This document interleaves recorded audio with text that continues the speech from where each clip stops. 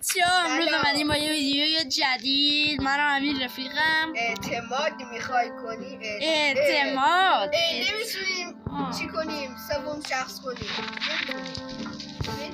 چه کن؟ نمیتونیم سوم شخص کنیم. خب لاوای کن اینجا برای تو سیفه. کجا؟ اینجا اعتماد کنم؟ منم. خب دقیقا برای تو هم اینجا سیف. اینجا آره. خب برای منم اینجا بود. آره برو. خب الان دقیقا برای تو صدا میاد. آره صدا خوب میاد الان. آره. خب دقیقا برای تو اینجا سیفه. برای خودت هم اینجا سیف. اعتماد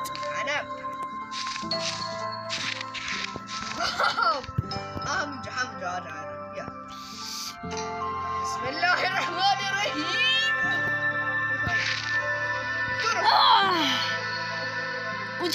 اونجا نه بیا این ولی لاوای تو اینجا سیف کنید.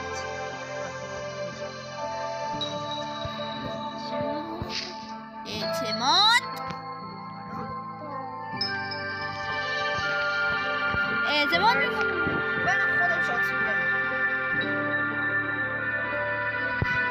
درسته. شانسی میدم اینجا. نه همونجا اولی. یا رفتم 3 2 1